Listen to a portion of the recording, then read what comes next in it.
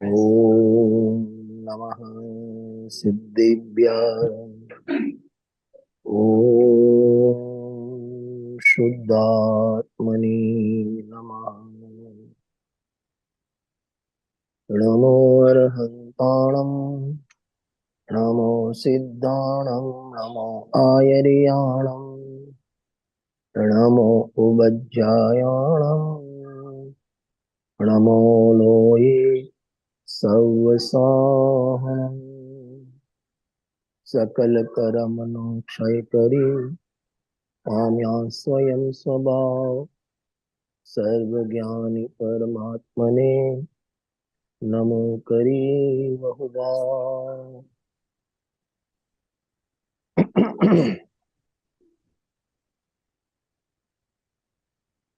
ઇષ્ટોપદેશ ગ્રંથનો આપણે જે વીકલી આપણે મળીએ છીએ એમાં સ્વાધ્યાય ચાલે છે. 45 નંબરની ગાથા આપણે ગઈ વખતે અડધી જોઈ હતી, આજે પૂરી કરી અને સમય રહેશે તો 46 નંબરની ગાથા ઉપર પ્રયાણ કરીશું. 45, 46, 47 અને 48 ચાર ગાથા જે સ્વમાં પ્રેમ કરે છે, આત્માનો પ્રેમ કરે છે અથવા આત્મામાં લીન થાય છે, એની દશા કેવી હોય, અને જે પરમા પ્રેમ કરે છે એની દશા કેવી હોય. સમયસારના શબ્દથી જોડીએ તો સ્વ સમયની દશા કેવી હોય અને પર સમયની દશા કેવી હોય એની ચર્ચા આ 45, 46, 47, 48 ચાર ગાથામાં કરવામાં આવેલી છે. સ્વ સમય કોણ? ત્યાં સમયસામાં લખ્યું, એકત્વ નિશ્ચયગત સમય સર્વત્ર સુંદર લોકમાં, તેથી બનેવી ખવાદીની બંધન કથા એકત્વમાં.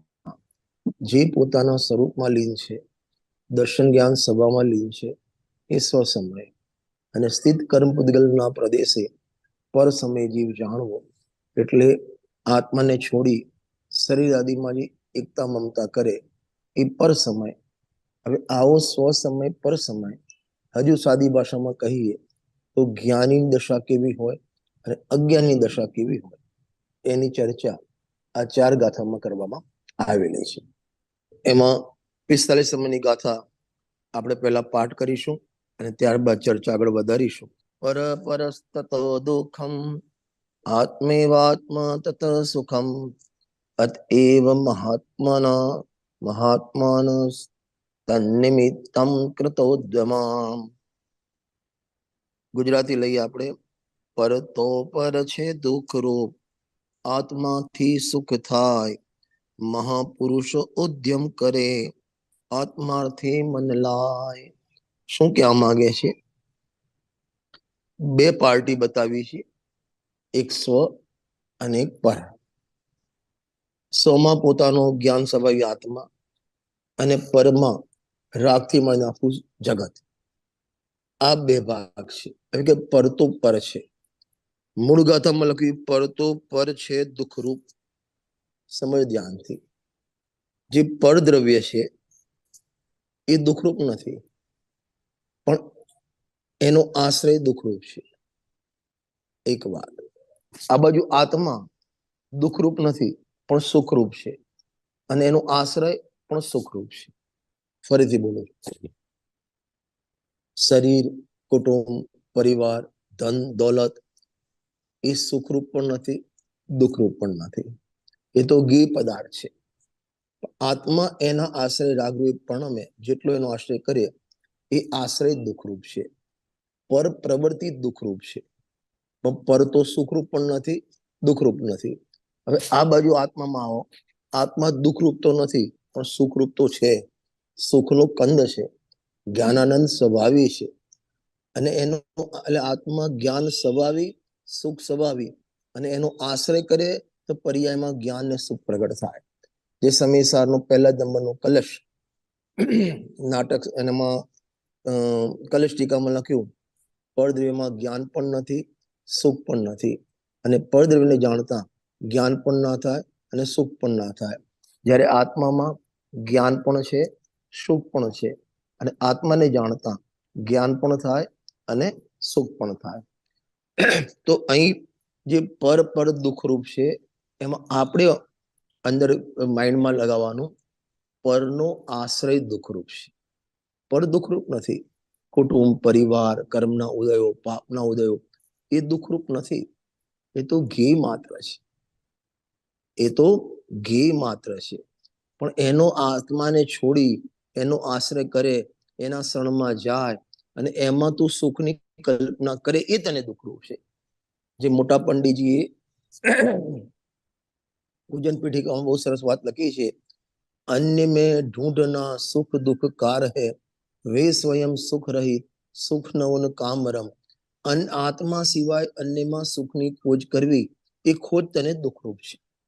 કેમ? કારણ કે એમાં સુખ નથી અને તું સુખ માને છે. તો તારો પ્રયત્ન, તારો પુરુષાર્થ, તારું ચિંતન, તારો જેટલો પણ એ પ્રકારનો ઉપયોગ, એ બધું તને દુઃખરૂપ થશે. આજ સવારે અમારે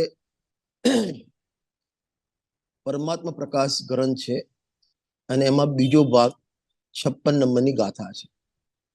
તમને જો મળે ને તો પરમાત્મા પ્રકાશ ઉપરના પ્રવચન 5મો ભાગ કાઢો.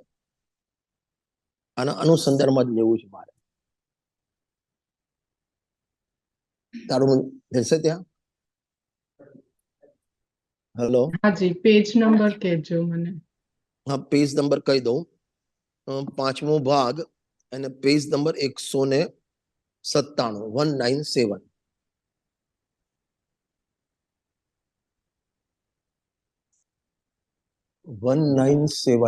આવી ગયું? નીચે કાળો, છેલ્લે ગાથા કાઢો. અથ એન પાપ ફલેન જીવો દુઃખમ પ્રાપ્ય, એટલે જીવો પાપના ફળમાં, પાપના ઉદયમાં દુઃખ પામે છે. જીવો અથ એન પાપ ફલેન, એટલે પાપના ફળથી જીવો દુઃખમ પ્રાપ્ય, દુઃખને પ્રાપ્ત કરે છે. પરંતુ એ દુઃખ વખતે પણ, એ પાપના ઉદય વખતે પણ જો ધર્મ વિનાશ, દુઃખ વિનાશાર્થમ ધર્મ અભિમુખો ભવતી તત્ પાપમ અપી સમીચીનમિતિ દર્શ્યતે. શું કહે છે? કે એ પાપના ઉદયમાં પણ જો ધર્મ માર્ગમાં લાગે ને તો એ પાપનો ઉદય પણ શ્રેષ્ઠ છે. જો પાછળનું પાનું 198 પાનું કાઢો, 198, ઉપરની બે લાइन. आगे जिस पाप के फल में यह जीव नरकादि में दुख पाकर उस दुख के दूर करने के लिए धर सन्मुख होता है, तो वह पाप का फल भी श्रेष्ठ है, प्रशंसा करने योग्य है. શું કીધું? તમને શરીરમાં રોગ થયો, તમારા બંને પગ ભાગી ગયા, હવે તમે ચાલી શકતા નથી, દોડી શકતા નથી, ઘરનું કામ કરી શકતા નથી. હવે એ તમારો પાપનો ઉદય કહેવાય. પણ એ વખતે તમે એ પાપના ઉદય વખતે ભેદ જ્ઞાન કરો અને ધર્મ માર્ગમાં લાગો ને તો એ પાપનો ઉદય શ્રેષ્ઠ છે. બહુ સરસ. તમને શરીરમાં કેન્સર થયો, હવે એ કેન્સર, આમ તો આખી જિંદગી તમે ધર્મ માર્ગમાં લાગતા નહોતા, સ્વાધ્યાય કરતા નહોતા, ભેદ જ્ઞાન કરતા નહોતા, અને તમને કેન્સર, ડોક્ટર કે તમને કેન્સર છે, 3rd સ્ટેજનું કેન્સર છે. હવે તમે એમ થયું મારું શેષ મારે ધર્મ માર્ગમાં લગાવવું છે, વેદ જ્ઞાન કરું, તમે સ્વાધ્યાયમાં લાગી ગયા ને તો એ કેન્સર થયો ને એ શ્રેષ્ઠ છે. આવી ગાથા તમને જોવા નહીં મળે. લોકો પુણ્યના ઉદય શ્રેષ્ઠ કહે, અહીં પાપના ઉદયને શ્રેષ્ઠ કહે. પણ ક્યારે? તું રોવા બેસે વખતે નહીં, ધર્મ માર્ગમાં લાગે તો. ગુરુદેવશ્રીએ આના જ પ્રવચનમાં આજે નરક ગતિની યાદ કરી. પહેલી 3 નરક સુધી તો દેવો પણ એને સમજાવવા જાય. કોઈ પૂર્વનો મિત્ર હોય, એ દેવગતિમાં ગયો હોય, અવધિ જ્ઞાનથી જાણે મારો મિત્ર રમેશ સ્વતા નરકમાં છે, અરે તને એ વખતે કીધું હતું ભાઈ ધર્મ માર્ગમાં લાગ, સ્વાધ્યાય કર, આત્માનું ચિંતન કર, તે સાંભળ્યું નહીં અને આજ તું આવા ફળમાં જો તારી દશા શું થઈ, તું માનતો નતો, આ દશા શું થઈ? એમ તમને સંચેતન કરવા આવે અને તમારો ઉપયોગ પલટાઈ ગયો અને સમય પ્રાપ્ત થઈ ગયો ને, તો એ નરકનો ઉદય પણ તમારા માટે શ્રેષ્ઠ છે,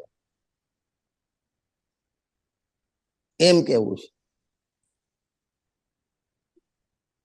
છે. જે પાપના ઉદય આવે, તમને સંસારી છે તો ઉદય તો પુણ્ય પાપના નિરંતર ચાલુ જ કરવાના. એ પાપનો, કારણ કે પુણ્યના ઉદયમાં તો મોટા ભાગ બહુધા જીવો પુણ્યના ઉદયમાં ભોગમાં લીન થઈ જાય. તમે હું બધા આવી ગયા. પુણ્યના ઉદયમાં તો જીવ ભોગમાં લીન થઈ જાય અને પાપના પોટલા બાંધે. પણ પાપના ઉદયમાં એને થોડો પાછોડવાનો અવકાશ છે. અને જો પાછળ ત્યારે વિચાર કરે કે આ શું થઈ રહ્યું છે, હા એટલે જો ઓલું તો વિચાર હા કરવાનો સમય જ નથી હોતો પેલામાં તો ભોગવવાનો. ખાઈ પીને લેર કરે ભોગવવામાં પડ્યો છે, તો હા. વિચારવાનો સમય નથી મળતો. અને આમાં તને વિચારવાનો સમય મળે છે, અને એ વિચારવાના સમય તું રોકકડાટ કરે તો એ પાપનો ઉદય તારા માટે ખરાબ. પણ એ પાપના ઉદયમાં તું ભેદ જ્ઞાન કરે, આત્માનું ચિંતન કરે, મનન કરે અને જો સમ્યક દર્શન પ્રાપ્તિ કરે, એ પાપનો ઉદય તારા માટે શ્રેષ્ઠ છે. જો પાનું 200 કાઢો, આમાં મળ્યું ને.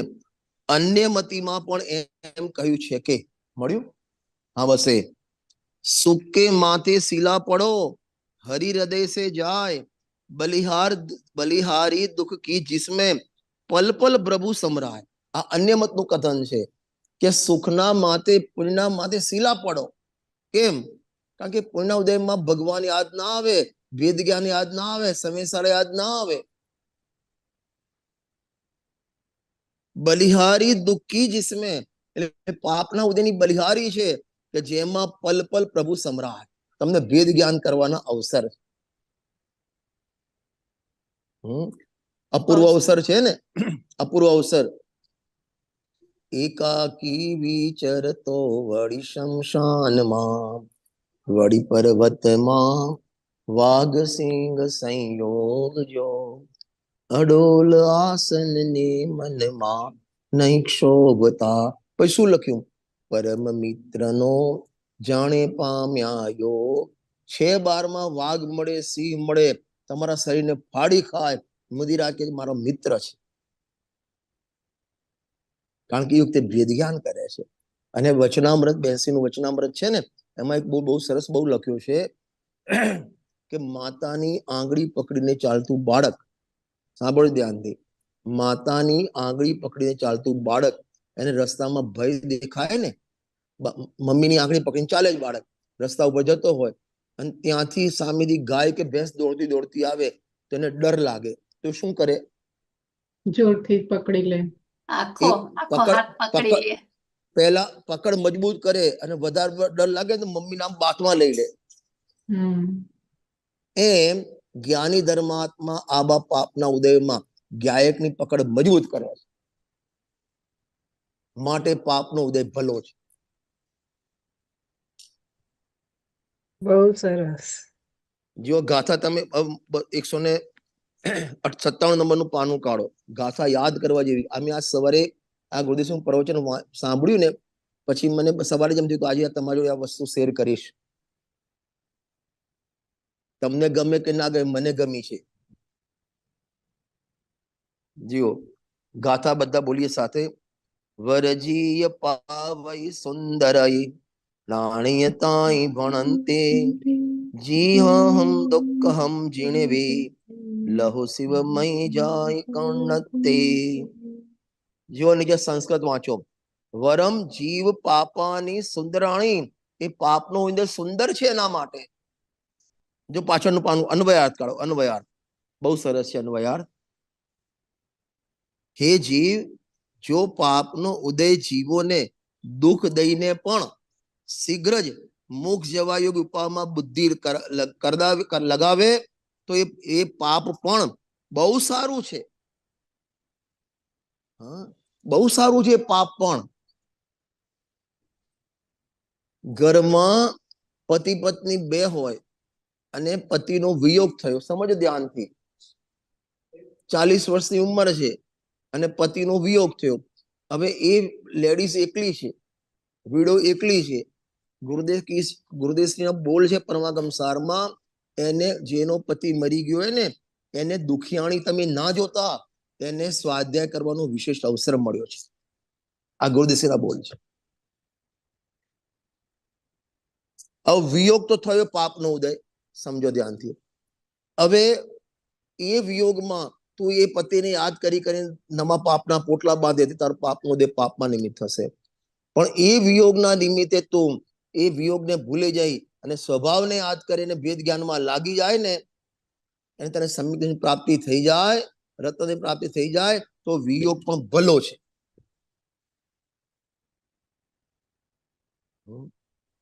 શું ગજબ છે.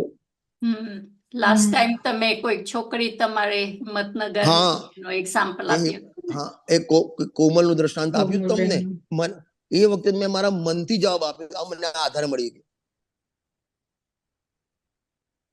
મેં એને કહ્યું હતું કે તને જ્યારે જ્યારે અરવિંદ યાદ આવે ને ત્યારે તારે વચનામૃત વાંચવાનું, કોઈ ગાથા વાંચવાની અને ડાયરી કાઢવાની, એમાં લખવાનું, થેન્ક્સ અરવિંદ, તારા નિમિત્તે મારે આજે સ્વાધ્યાય પૂરો થયો. તો એ વિયોગ પણ ભલો છે, મારું એમ કહેવું છે. એ પાપના ઉદય પણ ભલા છે. મેં આ સવારે એક દ્રષ્ટાંત આપ્યું હતું. અમારા ત્યાં ટીવીમાં એક એડવર્ટાઇઝ આવે, સર્ફ એક્સેલ આવે, પાવડર આવે છે, કપડા ધોવાનો પાવડર આવે, સર્ફ એક્સેલ. હવે એની એડવર્ટાઇઝમાં એવું બતાવ્યું, 10 રૂપિયાનું પાઉચ આવે છે, 50 ગ્રામનું, 100 ગ્રામનું, એ 10 રૂપિયાનું આવે છે, કંઈક જે હોય મને ખ્યાલ નથી. તો એમાં એક બેન શાકભાજી લેવા પોતાનું પૈસા આપવા માટે પોતાનું પર્સ ખોલે છે, અને પર્સમાંથી 10 રૂપિયા પડી જાય છે અને નીચે પડે છે. અને એ વખતે નીચે કાદવ હતો. તો એ એમને બાજુમાં કોઈ છોકરો છે, બીજા બેનપણીનો છોકરો છે, એ છોકરો ત્યાંથી નીચે પડી, કાદવમાં પડી 10 રૂપિયા એ માસીને પાછા આપે છે.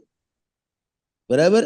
તો એ માસી કહે છે, શરીર એટલે એના શર્ટ તો દાગ પડી ગયા, એના શર્ટમાં દાગ, કાદવના દાગ પડી ગયા. તો એ છોકરાની મમ્મી કહે છે, દાગ અચ્છે હૈ, દાગ અચ્છે હૈ. કેમ? કારણ કે એને સારું કામ કર્યું છે ને, પેલા બેનના 10 રૂપિયા નીચે લઈને મદદ કરી છે, તો દાગ અચ્છે હૈ. એમ પાપના ઉદય અચ્છે હૈ, પણ શરત વેદ જ્ઞાન કરે તો. બરાબર. શું સરસ ગાથા છે. અને ગુરુદેવશ્રીએ એમાં નરકની બધી વાતો કરી, નરકની વાતો પહેલી 3 નરક સુધી તો શું કહેવાય, દેવો સંબોધવા આવે. નીચેની 7મી નરકમાં પણ જે સમ્યક દર્શન થાય ને, એક વેદના સમ્યક લખ્યું છે. ત્યાંની તીવ્ર વેદના સહન ના થાય, પ્રદેશ આત્મપ્રદેશો બહાર નીકળે અને એને પૂર્વનું યાદ આવી જાય અને ત્યાં વેદ જ્ઞાન કરીને સમ્યક દર્શન પ્રાપ્ત થાય. તે 7મી નરકની વેદના પણ પુણ્યનો ઉદય બોલો છે એના માટે. નહીં, ભલી ભલી છે, સુખનું કારણ છે. એ પાપનો ઉદય પણ ભલો જ. અહીં તો એ શબ્દ વાપરો, સુંદર છે, એ સુંદર છે, ઉત્કૃષ્ટ છે. તમે આપણે શું કહેવાય, કોનું ગોપાલદાસ બરિયા કે કોનું હતું, હું ભૂલી ગયો, વર્ણિજી કોનું મને ખ્યાલ નથી. એ નાના હતા, ગિલ્લી દંડો રમતા હતા, અને એ ગિલ્લી દંડો સમજો ને, લાકડાની આમ જોરથી મારે. બરાબર. હવે એમને આમ જોરથી મારી, સામે એક વ્યક્તિને આંખમાં વાગી, અને આંખમાં વાગીને આંખમાંથી લોહી નીકળ્યું, એટલે ગભરીને પાછા ઘર દોડી ગયા. હવે જે એ છોકરાને વાગ્યું હતું, એ છોકરાને એ આંખે દેખાતું નહોતું, કારણ કે અંદર લોહીનો વિકાર જામી ગયો હતો. અને આ ગિલ્લી વાગીને તો એ આંખમાંથી લોહીનો વિકાર નીકળ્યો, દેખતો થઈ ગયો. તો એ છોકરાની મમ્મી એમના ઘેર થેન્ક્સ બોલવા આવી, પેલાને એમ કે મને મારવા આવી, કે તારી ગિલ્લી વાગીને એ પણ ભલી છે. અરે ખ્યાલ આવે છે. એમ આપણને શરીરમાં રોગ થાય, શોક થાય, ઘરમાં વિયોગ થાય, પાપના ઉદય આવે, છોકરો મરી જાય, પતિ મરી જાય, એ વખતે ભેદ જ્ઞાન કરશો ને તો એ વિયોગ પણ ભલા છે. બહુ સરસ. આ ગાથા એના માટે હતી. જેવો સંયોગ કે વિયોગ એ સુખનું કારણ પણ નથી, દુઃખનું કારણ પણ નથી, તમે કેવું રિએક્શન કરો છો એના ઉપર છે. એ વિયોગ કે સંયોગને જોઈને તમે દુઃખ કરો છો, તે દુઃખમાં નિમિત્ત થશે, અને એ વખતે ભેદ જ્ઞાન કરો છો, તમને ભેદ જ્ઞાનમાં નિમિત્ત થયા. માટે ઉદય ભલા છે, પાપના ઉદય ભલા છે. સરસ. ચાવી તારા હાથમાં છે. હા, હું ઘણી વખત દ્રષ્ટાંત આપું છું ને, આપણે જે લોક છે ને ખોલીએ, ચાવીથી ખોલીએ, અને એ ચાવીથી બંધ થાય ને એ ચાવીથી ખુલે. તમે ચાવી કેવી બાજુ ફેરવો છો ઉપર આધાર છે. તમે ચાવી ક્લોકવાઇઝ ખોલો છો કે એન્ટી ક્લોકવાઇઝ, તમે ચાવી એ તાળું પણ એ, તમે ચાવીનો પ્રયોગ કેવો કરો છો. એમ સંયોગ વિયોગ એ જ, આત્મા પણ એ જ, પણ વર્તમાન ઉપયોગ તમે કેવી રીતે ફેરવો છો એના ઉપર આધાર છે. તમારો ઉપયોગ વર્તમાનમાં માસ્ટર કી છે. પરિભ્રમણમાં પણ કારણ થાય અને મુક્તિમાં પણ કારણ થાય. આપણે તો, મને તો એટલી ગાથા ગમી છે આ, એ પાપના ઉદય પણ શ્રેષ્ઠ છે, ભલા છે.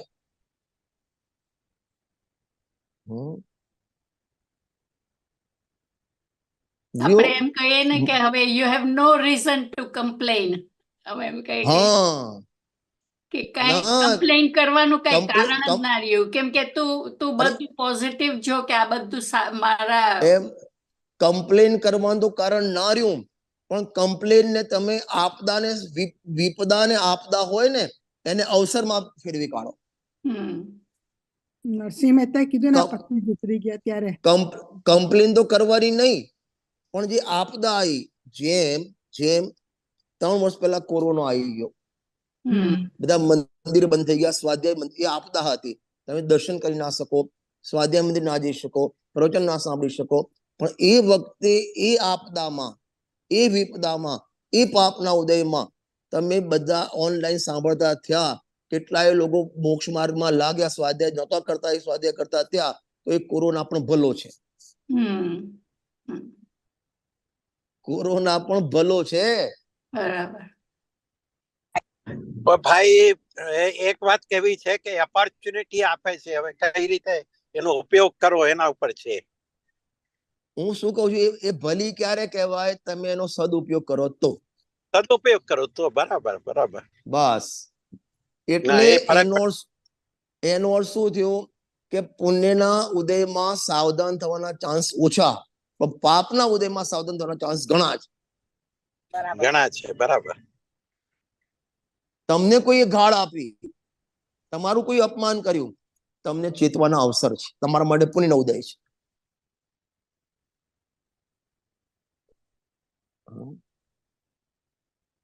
આ બધી ગાથાઓ ડગલે ને પગલે કામ લાગે જીવનમાં આપણને. એ પેલા સુકૌશલ કોને, મુનિરાજ ને માથે એમના સસરાએ સગડી સળગાઈ, નામ તો ભૂલી ગયો મુનિરાજ. ગજકુમાર. એમના માથે સગડી સળગાઈ. એ પોતે કહે છે કે લોકો તો પાઘડી પહેરાવે છે કાપડની, મને મારા સસરાએ મોક્ષની પાઘડી પહેરાવી. બોલો, સકારાત્મક લઈ લીધું. હંમેશા પોઝિટિવ લેવાનું, અને પોઝિટિવ લઈને ખાલી સમજવા માટે નહીં, ભેદ જ્ઞાન કરવાનું, આત્માની સન્મુખતા કરવાની, તો કામ લાગે. એક વાત. બીજી વાત, ગુરુદેવશ્રી આજે આવા પ્રવચનમાં વાત આવી કે નરકમાં એના કોઈ મિત્ર હોય તેને સંબોધન કરવા આવે. એના ઉપરથી મેં સવારે પ્રવચનમાં કહ્યું હતું, આપણે પણ મિત્ર એવા રાખવા કે જે આપણને હર સમયે સાવચેત કરે. ભોગમાં ફસાવે એવા મિત્ર નહીં રાખવા. સ્વાધ્યાયમાં લગાવે, ભેદ જ્ઞાન કરાવે, તમને આત્માની જાગૃતિ કરાવે, તમારા ઉપયોગને સાવધાન રાખે એવા મિત્ર રાખવા. એટલે ખ્યાલ આવે છે? નહીં તો ચલો ફરવા જઈએ, ચલો આમ કરીએ, ચલો કીટી પાર્ટી કરીએ, ફલાણું કરીએ, એવા મિત્ર કોઈ કામના નથી. એ બધા પરિભ્રમણના કારણ છે. એવા મિત્ર રાખવા કે તમને હર સમય સાવધાન કરે, હર સમય સાવચેત કરે તો મિત્ર કહેવાય.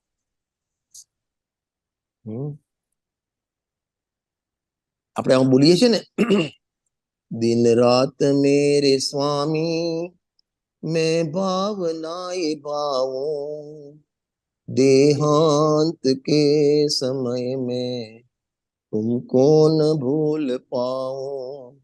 હવે ધર્માત્મા નિકટ હો ચર્ચા ધર્મ સુનાવે वे सावधान रखे ગાફિલ ન હોને પાઉં. એ તમને સાવધાન રાખે. તમારી ભાવના એવી જોઈએ કે મરણ સમયમાં મારો પરિવાર ના જોઈએ, મારો ઉપયોગ બગાડે એવો વ્યક્તિ મારા જોડે ના જોઈએ. મને સાવધાન, તું ભાઈ જાણનાર છો, તું ચેતનાર છો, તું ત્રણ લોકનો નાથ છો, તું જાણનાર પરમાત્મા છો, એવું કહેનાર મને હોય એવો મારા જોઈએ અંત સમયમાં. આવી તૈયારી કરી રાખવી પડશે તો તમારું મરણ સાવધાની મરણ તો સમાધિ મરણ થાય. નહીં તો કૂતરાના મોતે મરીશું આપણે બધા. મરણ તો આવા નક્કી છે દરેકનું કે તમારે અમેરિકામાં લાંબુ જીવન જીવો એવું તો નથી ને, 1000 વર્ષ એવું. કોઈનું એવું છે અમાર તો અહીં 70, 80, 90, 100 વર્ષ. તમારે અમેરિકા ભાઈ તમે વેલ એજ્યુકેટેડ શું કહેવાય વિકસિત દેશવાળા કહેવા તો 500 વર્ષનું આયુષ્ય હોય, તમારે 400 વર્ષનું આયુષ્ય હોય. એવું કઈ નથી, બધે સરખું જ છે, બધે સરખું જ છે. એની તૈયારી કરવી પડશે અત્યારથી.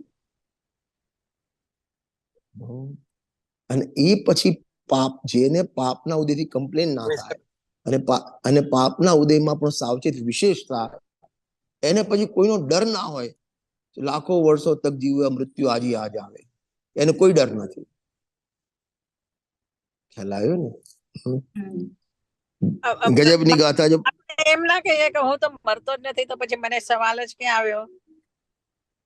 અરે મરતો નથી, મોરતો નથી, મરવાનું નથી, બોલવું અલગ અને એવું શ્રદ્ધાન થવું અલગ. હા હા, આપણી શ્રદ્ધાની પણત એવી ચાલવી જોઈએ. ભાષા જો આપણે બહારની ક્રિયા સાંભળો ધ્યાનથી, આપણે બહારની ક્રિયા અને ભાષા બદલીને જ્ઞાની થવા માંગીએ છીએ. બે વાત, મારે 4 વાત કરવી છે. ભાષા એટલે ક્રિયા, શરીરની ક્રિયા, ભાષા, પરિણામ અને શ્રદ્ધા. એટલે બાહ્ય ક્રિયા જ્ઞાની આમ કરે છે, હું પણ આમ ધ્યાનમાં બેસી જાઉં. એ જેવી બારમાં ક્રિયા કરતો હોય ને એ બી ક્રિયા કરીને જ્ઞાન થવા માંગે છે. એક વાત. અથવા ભાષા કે ભાઈ આપણે તો કરતા નથી, આપણે તો જાણનાર છીએ, આપણે માત્ર નિમિત્ત છીએ, એમ કરી ખાલી ભાષા પલટે છે, નથી પરિણામ પલટતો, નથી શ્રદ્ધાન પલટતો. અને ત્રીજો વળી એનાથી વિશેષ હોય તો કદાચ પરિણામ પણ પલટે પણ શ્રદ્ધાન પલટતું નથી. ખરેખર તો શ્રદ્ધાન પલટે તો પરિણામ પણ પલટે, ભાષા પણ પલટે, ક્રિયા પણ પલટે. ખ્યાલ આવે છે? ક્રિયા પરિણામ ને અભિપ્રાય. ક્રિયા હું વચ્ચે ભાષા જોડું છું. ક્રિયા પરિણામ અભિપ્રાય મોક્ષના 7મા અધિકારમાં લીધું છે, હું જોડે ભાષા જોડું છું. આપણે મોટા ભાગના તમે ને હું બધા આવી ગયા એમાં આપણે ભાષા અને ક્રિયા બદલી અને જ્ઞાની થવા માંગીએ છીએ. સાચી વાત. હું તો ભાઈ આપણે કશું આપણે જાણનાર દેખના બધું થયા કરે, મરણ તો એક સમય આવવાનું છે, કઈ વાંધો નહીં. હા, એ બધી ખાલી ભાષા પલટીએ છીએ. વચનામૃતમાં લખ્યું છે 1 ગ્રામ સોનાની બુટ્ટી ખોવાઈ જાય ને, 1 ગ્રામની ઇયરિંગ ખોવાઈ જાય ને તમારી, તો એને શોધવામાં આત્મા ખોવાઈ જાય છે. આ મારા શબ્દો નથી, વચનામૃત બેનશ્રીબેનના શબ્દો છે. 1 ગ્રામ સોનાની કોઈ ચીજ ખોવાઈ જાય ને, એ ચીજને શોધવામાં આખો આત્મા ખોવાઈ જાય છે. ક્યાં ગઈ તારી શ્રદ્ધા? ક્યાં ગયા તારા પરિણામ? પોતાના હૃદય પર હાથ મૂકીને પોતે વિચારવું કે આપણે ક્યાં છીએ. ખાલી ભાષા પલટવાથી કશું જ નહીં થાય. જો ભાષા પલટાય, ક્રિયા પલટાય, પણ આ બાજુથી અંદર બહારથી વ્યાપતી નથી, અંદરથી વ્યાપતી છે. શ્રદ્ધા પલટાય તો બધું પલટાય, અને આ બધું પલટાય તો શ્રદ્ધા પલટાય પણ કરું, ના પણ પલટાય.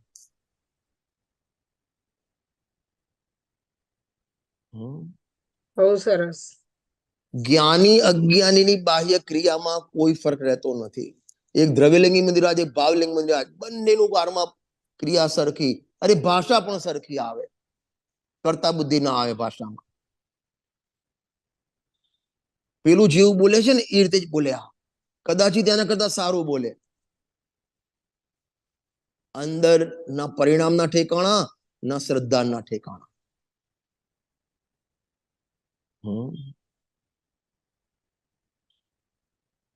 વિચારો હવે આપણે.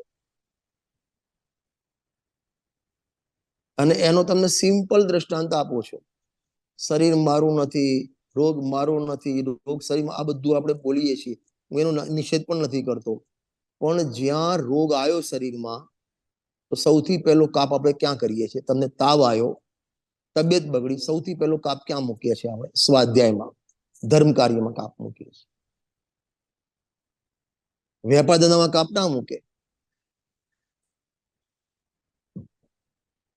એને પૂછે કાલ કેમ, બે દિવસ સ્વાધ્યાયમાં કેમ નથી આવતા? કે મારી તબિયત બગડી, તાવ આવે છે એટલે. દુકાન ગયા? દુકાન તો ગયા હતા. તો 12માં તબિયત બગડતા બોલીએ, તબિયત શરીર અલગ છે, તેને રોગ શરીરમાં આવે છે, ઉદય મારા છે જ નહીં, પણ શ્રદ્ધા નથી પલટ્યું આપણે. પલટવાનું શ્રદ્ધા. અને ગુરુદેવશ્રી જે 45 વર્ષ સુધી હેમરિંગ કર્યું ને, વજ્રપાત ઘાત કર્યો ને, એ શ્રદ્ધાન પલટવા માટે કર્યો છે.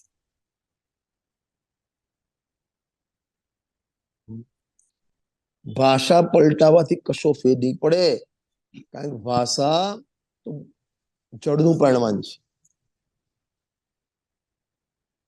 ખ્યાલ આવે છે ને?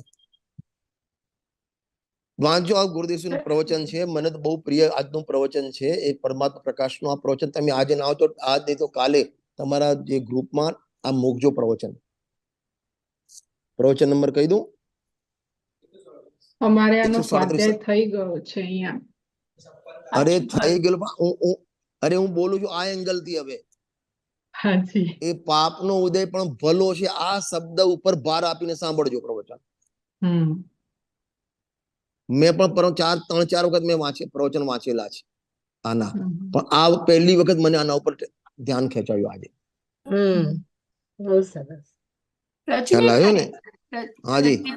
મને આપણે આ બધી વાતો હમણાં થઈ, એકદમ સત્ય છે કે આપણે ભાષા આવી રીતે આમ શીખતા બોલી ગયા છે, પણ શ્રદ્ધા નથી.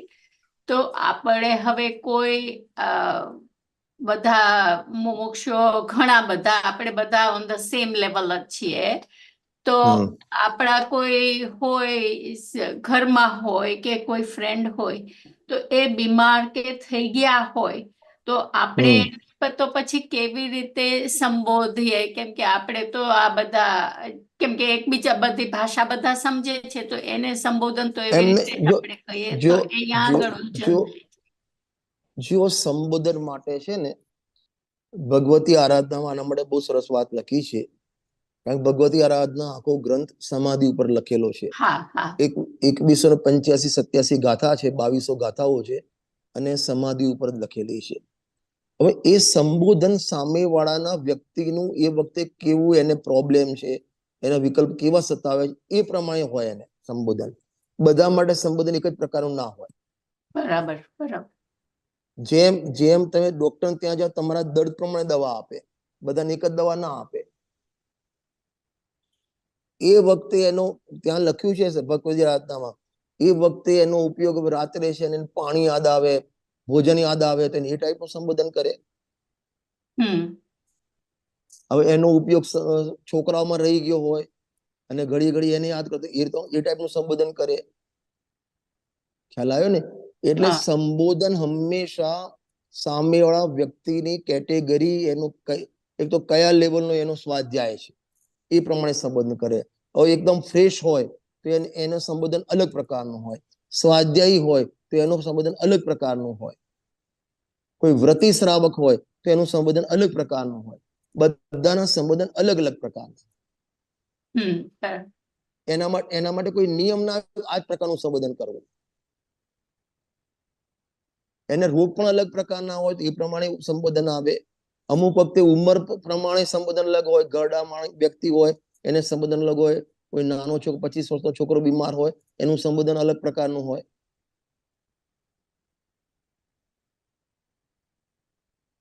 એક તો કોઈ પીડામાં એ વ્યક્તિ ક્યાં અટકેલો છે તમારે એ જજમેન્ટ કરવું પડે. કોઈ પીડામાં અને આ એક મિનિટ, અને આ દશા કેવી છે? બાળકોના ડોક્ટર જેવી દશા છે આ. બસ એ છોકરો ત્યાં રોવે જ, કશું તમે ડોક્ટર ત્યાં જાઓ, મને પેટમાં દુખે, માથું દુખે, કમર દુખે, તમે બોલશો. નાનો છોકરો બોલે ને ખાલી રોવે. હવે ડોક્ટરને સમજવું પડે કે આને દર્દ શું છે.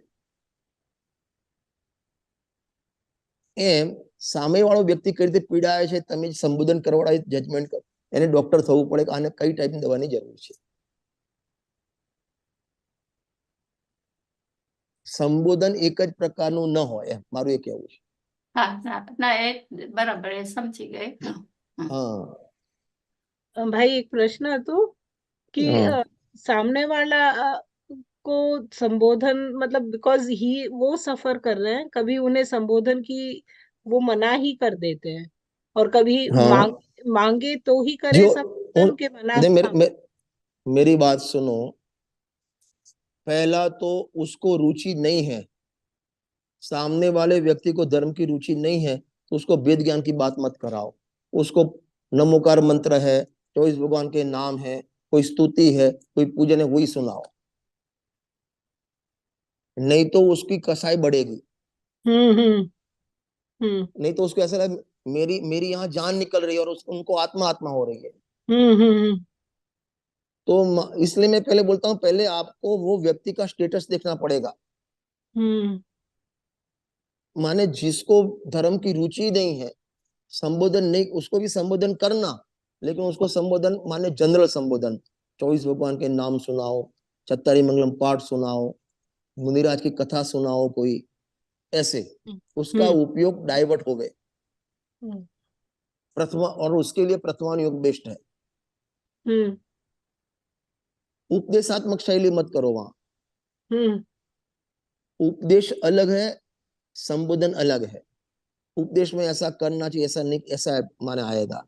और संबोधन में प्रेम से गोदी में बिठा के, जैसे माँ गोदी में बिठाकर बच्चों को खिलाती है ना, ऐसे अंत समय संबोधन ऐसे होना चाहिए, प्रेम से, दुलार से.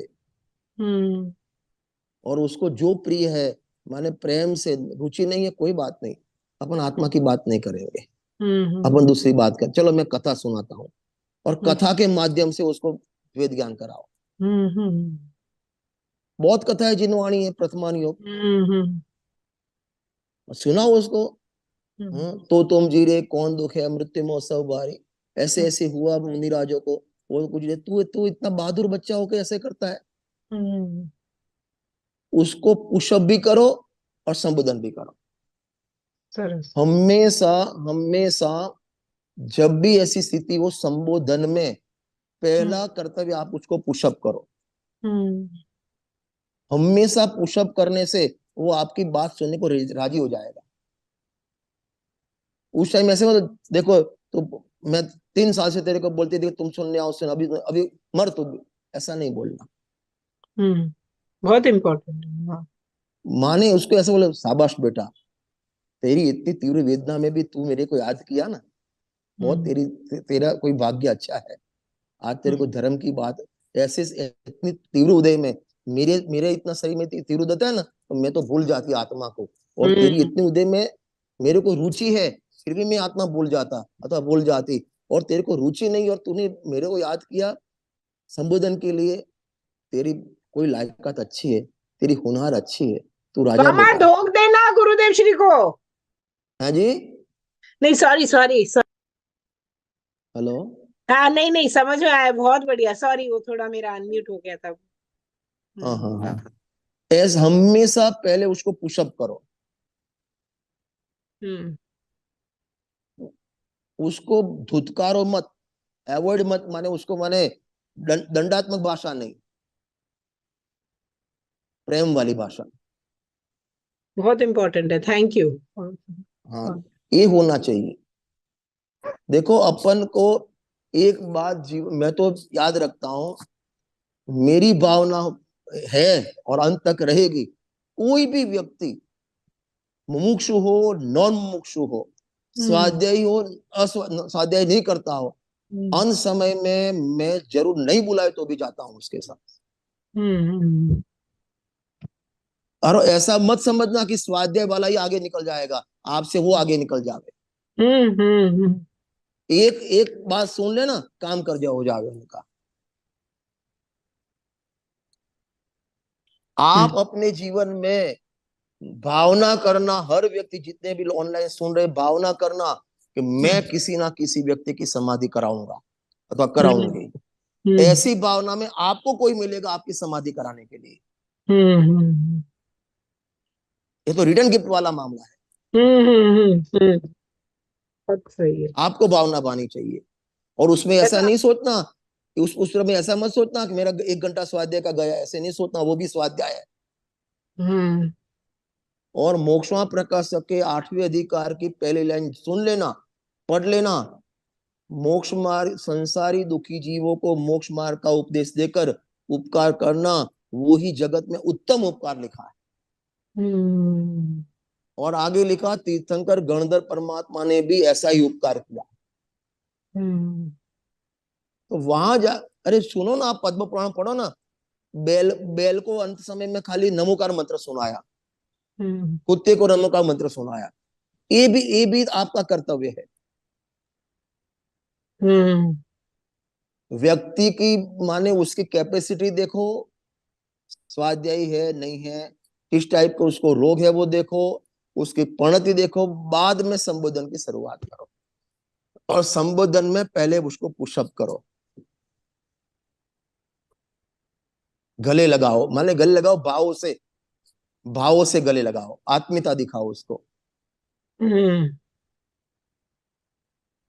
ठीक है, चलो समय हो गया अपना, अभी मिलेंगे अगली बार। बहुत सरस, थैंक यू।